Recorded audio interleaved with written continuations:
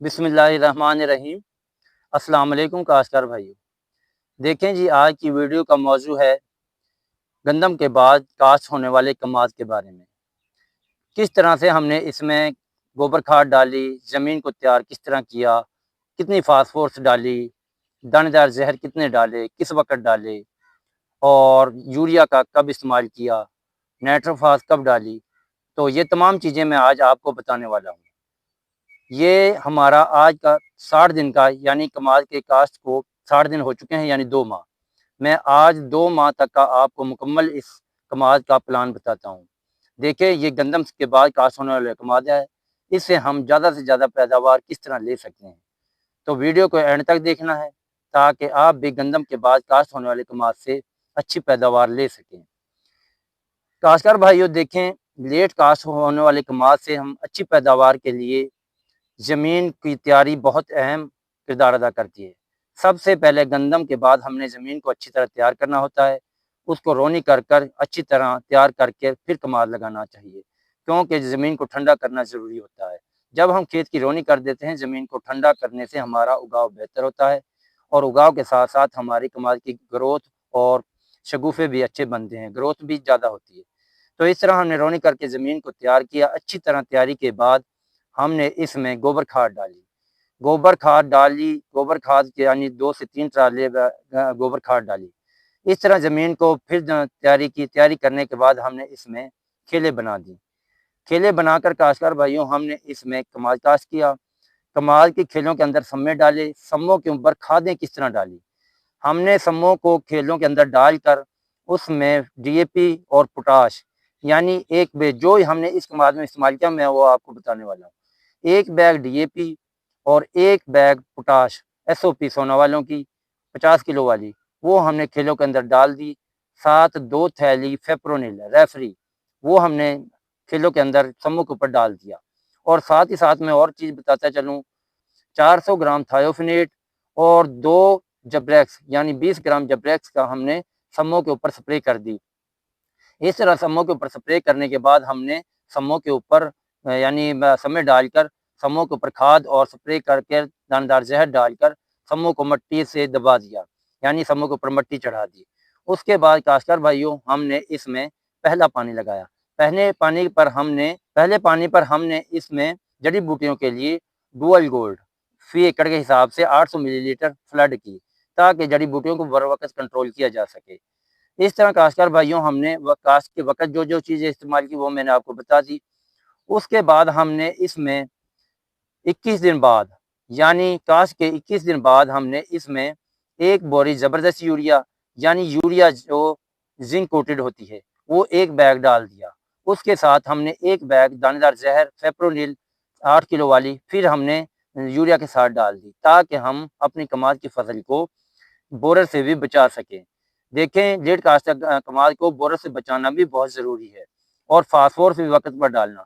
तो हमने 21 दिन बाद हमने ज़िंक कोटेड यूरिया, ज़बरदस्त यूरिया डाल दी। साथ ही फेप्रोनिल ज़हर यानी 8 किलोग्राम रेफरी डाल दी, ताकि बोरर से बचाया जा सके।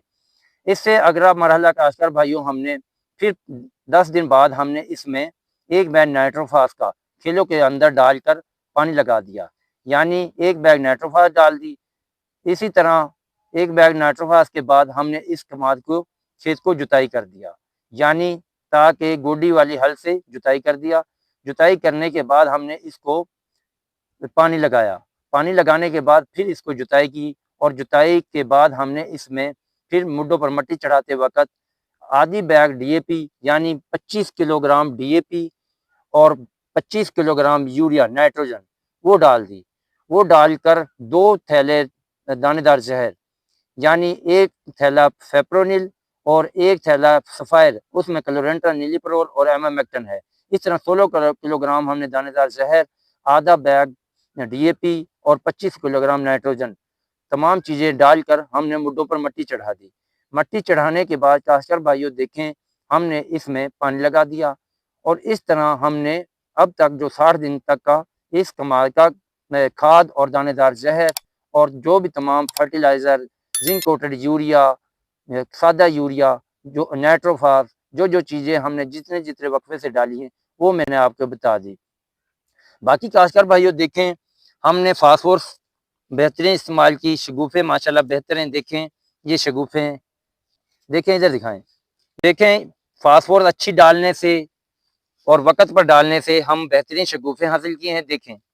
ये शगुफ़े हासिल कर लिए और हमने दानेदार वक़्त पर डाला और अच्छे दानेदार ज़हर डालकर हमें देखें तमाम का तमाम खेत हमारा बोरस से भी महफूज़ है और माशाल्लाह ग्रोथ भी बेहतर है। इस तरह हम अच्छे शगुफ़े हासिल करके और बोरस से अपने कमाद को बचाकर बेहतरीन पैदावार ले सकते हैं। काश्तकार भाइयों, लेट काश्तकार कमाद के लिए हमें खादें वक़्त पर डालनी होगी, दानेदार ज़हर और फास्फोरसें भी ज़्यादा डालनी होगी, क्योंकि ये 2 से ढाई माह लेट होता है। इसलिए हमें ग्रोथ बेहतर करने के लिए इसे इज़ाफ़ी चीज़ें, ज़िंक वग़ैरह और सल्फ़र, ये छोटी खादें भी डालनी होंगी। तो इस तरह काश्तकार भाइयों, मैग्नीशियम वग़ैरह का इस्तेमाल करके, सल्फ़र का इस्तेमाल करके, ज़िंक, पोटाश तमाम चीज़ें इस्तेमाल करके हम इससे बेहतरीन पैदावार ले सकते हैं। बाकी देखें इंशाल्लाह बेहतरीन शगुफ़े बने हैं। अब शगुफ़ों को इंशाल्लाह हम ग्रोथ अच्छी करवाएँगे। इसके लिए हम नाइट्रोजन मज़ीद इस्तेमाल करते रहेंगे, ताकि ये वो जल्द से जल्द अपनी ग्रोथ मुकम्मल कर ले और इससे हम बेहतरीन पैदावार ले सकें। देखें काश्तकार भाइयों, ये था इसका खाद का प्लान और दानेदार ज़हरों का प्लान। बाकी देखें काश्तकार भाइयों, ये हमारा कमाद देखें, ये गंदम के बाद काश्त होने वाला कमाद है। तो इंशाअल्लाह हम उम्मीद करते हैं कि इससे अच्छी और बेहतरीन पैदावार लेंगे। देखें।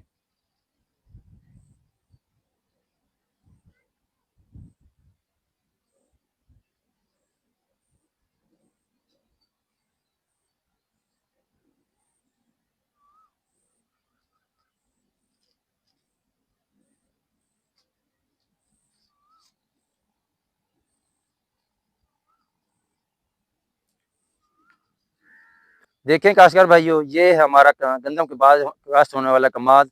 ये 2 मई 2025 को हमने काश्त किया है और आज 3 जुलाई 2025 का दिन है। 2 माह हमारे कमाल को मुकम्मल हो चुके हैं। बाकी आपके आगे है फसल। इंशाअल्लाह उम्मीद है काश्तकार भाइयों अच्छी पैदावार लेंगे।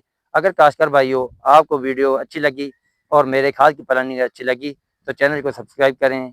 अल्लाह हाफ़िज़।